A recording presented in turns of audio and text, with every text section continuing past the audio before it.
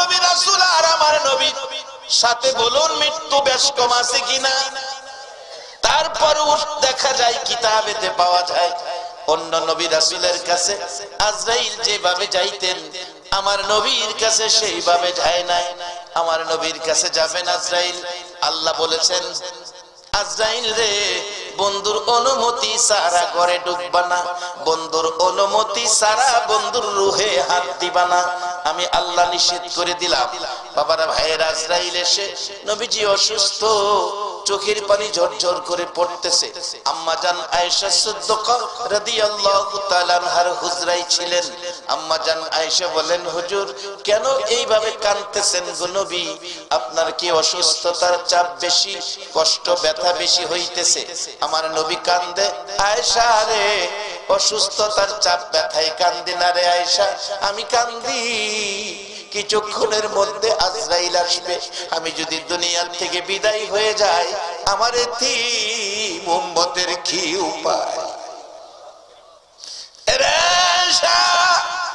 আমি আমার অসুস্থতার কষ্ট দুঃখের জন্য কাঁদি না, আমি কাঁদি রে আমার গুনাহগার উম্মতের জন্য। কিছুক্ষণ পরে সে ডাকলেন দরজায় আজরাইল, ইয়া রাসূলুল্লাহ দরজা খুলেন। খাতুনে জান্নাত ফাতেমাতুজ জাহরা ঘরে ছিলেন, বললেন আমার নবী ফাতেমা রে দরজাটা খুলে দাও। দরজা খুলতে গেলে ফাতেমা দেখে এমন এক লোক দাঁড়িয়ে আছে যাকে জীবনে কোনোদিন দেখি নাই, অপরিচিত লোক। বলল বাবা এই লোকটাকে চিনি না, দরজা খুলবো। বাবা দরজা খুলে দাও, এই লোকটারে তুমি চিনবা না, লোকটার নাম মালাকুল মাউত আজরাইল, কিছুক্ষণের মধ্যে তুমি ফাতেমা এতিম হইয়া যাইবা। ঘরে ঢুকলে নবীজির পাশে বসতে নবী বললেন আজরাইল কিছুক্ষণ বসো, আমার ভাই জিবরাইল আসো। আদম আলাইহিস সালাম থেকে শুরু করে ঈসা আলাইহিস সালাম পর্যন্ত সকল নবী রাসূলের জীবনী খুলুন, এত সময় কারো কাছে আজরাইল বসে না। আমার নবীর পাশে আজরাইল ঘন্টার পর ঘন্টা বসে রইছে। জিবরাইল এসেছে, হুজুর কাইদেন না, আল্লাহ আমারে পাঠাইছে, আপনার উম্মতের কোনো সমস্যা নাই, আপনার বিদায় আনতে, আপনার বিয়োগ আনতে, আপনার সকল উম্মতের দায়ী দায়িত্বের জন্য আমার আল্লাহ গার্জিয়ান হইয়া গেছে। হুজুর আমার আল্লাহ বলেছে আপনার উম্মতের কোনো না কোনো উসিলা দিয়া জান্নাতি বানাইয়া কবর নিবে, যেমন আজকের মাহফিলটাও এমন একটা উসিলা হয়ে যেতে পারে। একবার বলুন আল্লাহু আকবার। হুজুর কাঁদবেন না, এই মুহূর্তে আর কাঁদতে হবে না। আমার নবী বলেন এরে জিবরাইল আমি একটা কথা আমার আল্লাহর কাছে বলে দিতে চাই। কি কথা? আমি নবী হাসরের মাঠে আমার একটা উম্মত বাকি থাকা পর্যন্ত, জান্নাতবাসী না হওয়া পর্যন্ত আমি নবী হাসরের মাঠ ছাড়বো না। আমার আল্লাহ বলেন কথা দিলাম গো বন্ধু, তোমার একটা উম্মত বাকি থাকা পর্যন্ত আমি আল্লাহর জান্নাতের দরজাও বন্ধ করব না। আমার নবী ডাকলেন আজরাইল তোমার কাজ তুমি শুরু করো। আমার নবীজির বুক মুবারকের উপর হাতটা শুধু হালকা করে আজরাইল উপরে রাখলেন, হালকা করে রাখলেন। বাবা কোন নবী রাসূলের রূহ এইভাবে বের করে নাই, আমার নবী রূহ কিছুক্ষণের জন্য যেইভাবে বের করেছেন। হযরত ইদ্রিস আলাইহিস সালামের জীবনী খুলুন, ইদ্রিস আলাইহিস সালাম ডাকতেছেন আল্লাহ আজরাইল মানুষের রূহ বের করবে, বহু কষ্ট বলে হয়, আমার রূহটা যদি বের করত আমি দেখতাম কত কষ্ট হয়। আমার আল্লাহ কয় আজরাইল ধরো ধরো, ইদ্রিসকে ধরো। আজরাইল ধরলেন, রূহ বের করে নিলেন। বহুদিন পর আবার রূহ ফিরাইয়া দিলে ডাকতেছে আজরাইল কত কষ্ট দিছে আমার আল্লাহ ডাকে ইদ্রিস, কত কষ্ট। ইদ্রিস আলাইহিস সালাম ডাকে মাবুদ কত কষ্ট, মৃত্যুর যন্ত্রণা এত কষ্ট গো প্রভু, তোমার নবী হইয়া এত কষ্ট দিল, না জানি সাধারণ মানুষের কত কষ্ট দেয়। ইদ্রিস আলাইহিস সালাম বলছে আল্লাহ এইভাবে আজরাইল আমাকে আক্রমণ করেছে, আমার রগগুলো ধরে উল্টা টাইনা সিরা বাইর করছে, আমার চামড়া চিলাইছে, গোশতের সাথে হাড্ডি রাখে নাই, হাড্ডির সাথে গোশত রাখে নাই, আমার কলিজা এমন শুকাইছে দুনিয়ার পানিতে আমার কলিজা ভিজবে না, এত কষ্ট দিয়েছে। আল্লাহ আমাকে বেহেশতি পানি খাওয়াও, না হয় আমার কষ্ট দূর হবে না। বেহেশতি পানি খাওয়ার জন্য নিয়েছে, একটু পানি বেহেশতের পানি খায়া আজরাইলের আক্রমণের বিপদ থেকে একটু শান্তি লাভ করেছে। নবী হইয়া আজরাইল এত চাপ দিয়েছে, এবার আমার আপনার নবীর পাশে আজরাইল এসে বসেছে, নবীজির বুক মুবারকের উপর হাতটা হালকা করে রাখছে। কত হালকা বোঝানোর জন্য বলছি, এই লিফলেটটা হ্যান্ডবিলটা একবারে ছোট্ট, আমার হাতের উপর যদি রাখা হয়, বলুন হাতের মধ্যে কোনো চাপ অনুভব করা যাবে কিনা, কোনো কষ্ট মনে হবে কিনা? এই কাগজটা রাখলে যেমন কোনো কষ্ট না, এর চেয়েও আরো হালকা করে আজরাইল নবীজির বুক মোবারকের উপর হাতটা রাখলে আমার নবী গাল বেয়ে বেয়ে চোখের পানি ছাড়ে। আজরাইল, তুমি কি আমারে চিনো না? আমি যদি না হইতাম রে আজরাইল, তুমি হইতা না। তুমি কি আমারে চিনতে পারলা না? আমি যদি না হইতাম আল্লাহর আরশ কুরসি লৌহ কলম কিছুই হতো না। তুমি কেন আমাকে এত কষ্ট দিতেছো রে আজরাইল? আজরাইল বলেন, ইয়া রাসূলুল্লাহ, আমি তো কষ্ট দেই নাই, শুধু কাগজের মতো হালকা করে হাতটা আপনার উপরে রাখছি। আমার নবী কান্দে, আজরাইল তুমি তো বলতেছো হাতটা হালকা করে রাখছো, আমি দেখি রে আজরাইল এত কষ্ট এত ব্যথা পাইতেছি, মন কয় আমার বুকের উপর যেন 7টা আকাশ 7টা জমিন পুরাটাই বুকের উপর চাপাইয়া দিছো। আজরাইল, 7 আসমান 7 জমিন যদি বুকের উপর চাপাইয়া দেওয়া হয়, মনে হয় এত কষ্ট আমি পাইতাম না। আজরাইল রে, আমারে কষ্ট দাও নাই, তুমি বলেছো এত কষ্ট আমি পাইতেছি। আমার আল্লাহ বলেন, বন্ধু একটু কষ্ট তোমার দেওয়ার কারণ আছে, সেই কারণটা আইসা গেছে বাজান। আমার নবী বলছে, আজরাইল, ও আজরাইল, তোমার কাছে একটা আবদার করি, এই মুহূর্ত থেকে কিয়ামত পর্যন্ত আমার উম্মত যারা হবে রে আজরাইল, আমার উম্মত যারা হবে, একবার বলুন আল্লাহু আকবার, আমার উম্মত যারা হবে রে আজরাইল, এই মুহূর্ত থেকে কিয়ামত পর্যন্ত আমার উম্মতের রূহ বের করতে যা কষ্ট তুমি দিবা, একটা আবদার করি, সকল উম্মতের রূহ বের করার কষ্ট ব্যথা দুঃখ সব আমি মুহাম্মদের বুকে চাপাইয়া দাও। আরে উম্মতের কান্ডার নবী রহমতের ভান্ডার, বলুন উম্মতের কান্ডার নবী, নবী বিনে রোজ হাসরে কে করিবে পার, নবী বিনে রোজ হাসরে কে করিবে পার, উম্মতের কান্ডার নবী রহমতের ভান্ডার, উম্মতের কান্ডার নবী,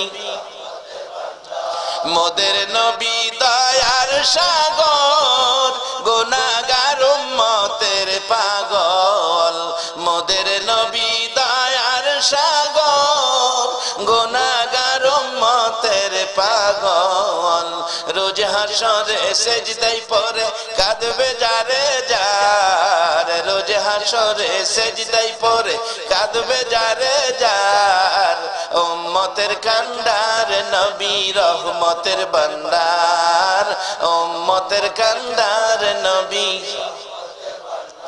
যাইয়া দেখো মদিনাতে কান্দে নবী দিনে রাইতে, যাইয়া দেখো মদিনাতে কান্দে নবী দিনে রাইতে, এ মাফ করিয়ে দাও গো খোদা উম্মত গুনাহগার, মাফ করিয়ে দাও গো খোদা উম্মত গুনাহগার, উম্মতের কান্ডার নবী রহমতের ভান্ডার, উম্মতের কান্ডার নবী।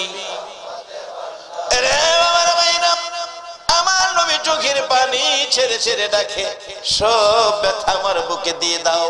আজরাইল ডাকে, প্রভু গো, তোমার বন্ধুর কান্না আমার সহ্য হয় না, একটু অনুমতি দাও আমাকে তোমার বন্ধুর সাথে কথা বলতে।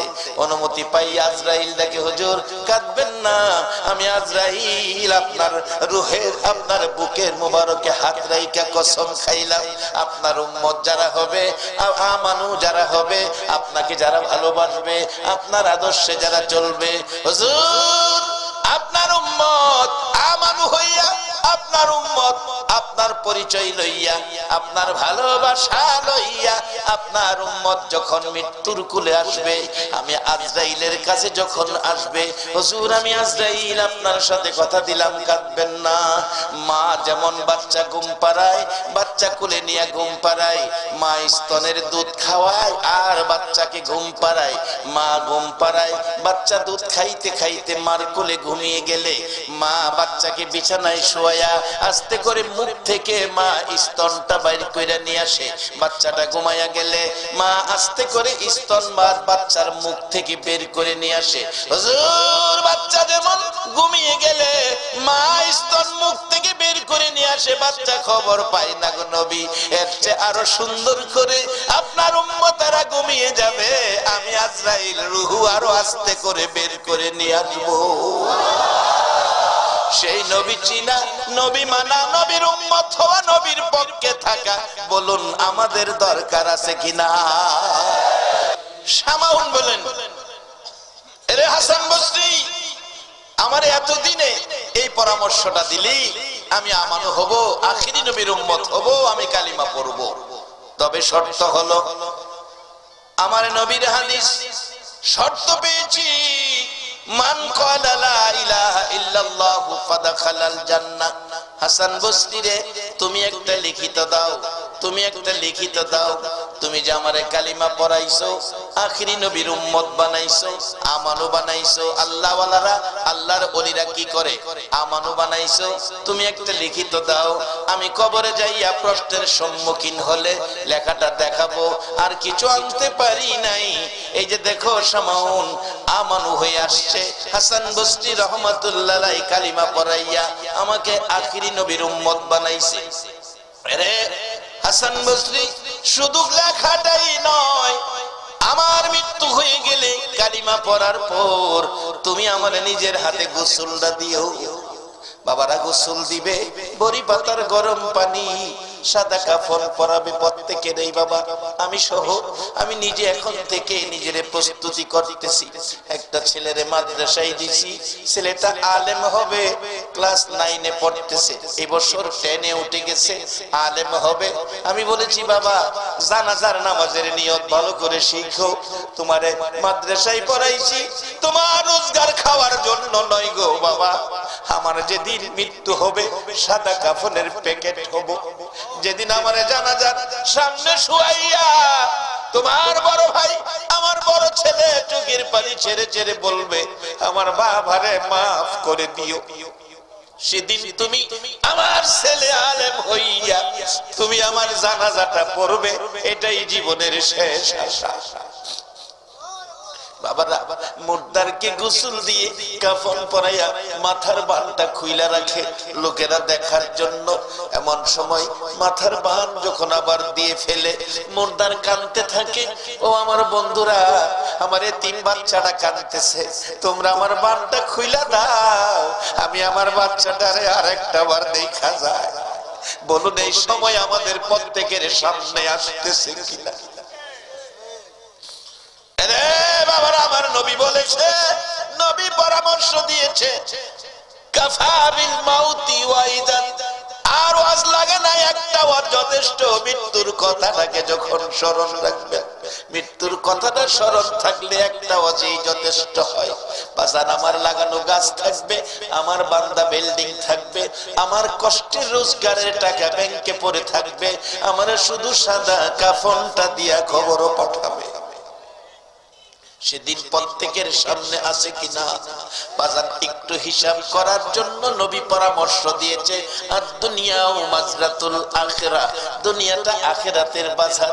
বাজান মার পেটে ছিলাম, রূহের জগতে ছিলাম, রূহের জগতে বাজার নাই, মার পেটে ছিলাম, বাজার নাই। কবরে যাব, একটার পুরি সার দোকানও পাইবেন না। বাজান হাসরের মাঠে যাবেন, তরি তরকারির দোকান পাবেন না। দোকান হইল দুনিয়াতে। রাসূল পরামর্শ দিয়েছে রোজগার যা করেন এখান থেকেই করেন। আজকে যারা মাহফিলে বসে আছো গো, তোমরা কবরের শান্তির ব্যাগ বাজার দিয়া ভইরা ফালাইছো। একবার বলুন আল্লাহু আকবার। যার বাস্তবতাই ছিলাম হাসান বসরি রাহমাতুল্লাহ আলাইহি গোসল দিলেন, মৃত্যুর পরে শামাউনকে কাফন পরাইলেন, কাফনের ভিতরে কাগজটা ঢুকাইয়া দিলেন। জানাজা শেষে কবরে দাফন করে বাড়িতে এসে ঘুমিয়ে গেলেন। আল্লাহর ওলি হাসান বসরির জীবনীতে লেখে, রাত্র গভীর স্বপ্নে দেখতেছে শামাউন জান্নাতি পোশাক পরে আয়েশা ডাকতেছে, হাসান বসরি এই তোমার কাগজটা তোমার দেওয়ার জন্য আসছি, এই তোমার কাগজ তুমি নিয়ে যাও। তোমার কাগজ আমার প্রয়োজন পড়ে নাই রে হাসান বসরি। আমি আখিরি নবীর উম্মত হইয়া নবীর কালিমাটা লইয়া কবরে যাওয়ার কারণে আমার আল্লাহ আমার জান্নাত দান করে দিয়েছে। এই জান্নাতের পথে উম্মতের উঠাইয়া দেওয়ার জন্য আমার নবী 63 বছর জিন্দেগির কষ্ট। মা আয়েশা সিদ্দিকা বলেন, পৃথিবীর মানুষেরা রে, আমার নবী এই পথে মানুষকে বুঝাইয়া একেবারে বিকাল হয়ে গেছে। আমি আয়েশার হুজরায় এসে ঢুকছি। আয়েশা বলছে, আয়েশা পেটে বড় খিদারে, খাবারের কিছু আছে কিনা? রাসূলকে বললেন, হুজুর ব্যবস্থা আছে, আপনি বসুন। নবীজি বসে গেলে একটা প্লেট সামনে রাইখা দস্তরখানা বিছাইয়া একটা খেজুর মা আয়েশা সিদ্দিকা নবী পাকের সামনে রাখলে আমার নবী একটা খেজুর দেখে খায় না, খেজুরের দিকে তাকিয়ে আছে। একটা খেজুর আয়েশা দিল, তাতে বোঝা যায় ঘরে বুঝি আর খেজুর নাই। আমার পেটে যেই খিদা, একটা খেজুর যদি আমি খেয়ে ফেলি তাহলে আয়েশা তো না খায়া থাকবে। আমার নবী কি সুন্দর আদর্শ, কি চিন্তা নবী করতেন, কি জিনিস উম্মতের জন্য রেখে গেলেন, কত ভালোবাসার পথ দিয়ে গেলেন। আমার নবী একটা খেজুর একা না খাইয়া এটাকে মাঝখানে বন্টন করে অর্ধেক খেজুর খাইয়া পানি পান করে চলে গেলেন। মা আয়েশার সিদ্দিকের উদ্দেশ্যে অর্ধেক খেজুর রেখে গেলেন। রাত্র আবার হুজরায় এসে ফিরে ডাকে, আয়েশা খাবারের কিছু আছে কিনা? মা আয়েশা সিদ্দিকা বলেন, হুজুর বসেন, খাবার আছে। অর্ধেক খেজুর নিয়ে সামনে হাজির করেছে। আমার নবী অর্ধেক খেজুর দেখে গো গাল বেয়ে চোখের পানি পড়ে।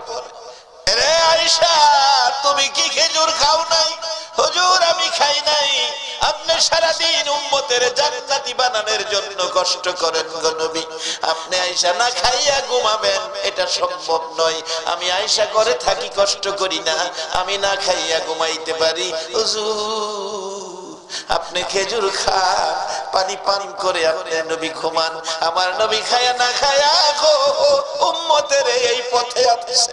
আজকে কারা গো 1400 বছর পর আমার নবীর কষ্টের এই পরিবেশ লইয়া বসে আছে। আমার মন কয় তোমাদের জন্য আমার নবী ফুলসিরাতের ঘাটে বসে থাকবে। এই কষ্ট নবী 63 বছর জিন্দেগি করেছে এই পরিবেশটা পৃথিবীতে কায়েম করার জন্য। বাবা একটা দিন নবী দেখলাম না, মক্কায় জন্ম হয়েও এইভাবে আসতে পারে না আবু জাহেল, আসতে পারে না আবু লাহাব, আসতে পারে না উতবা শাইবা। আর আমরা 6000 কিলোমিটার দূর 1400 বছর পর একটা দিন নবী দেখার ভাগ্য হলো না। তারপর আরামের ঘুম হারাম করে এই নবীর উম্মত হইয়া নবীর রেখে যাওয়া কোরআন সুন্নাহর পক্ষে বসা আপনাদের ভাগ্য যে কত। আল্লাহু আকবার।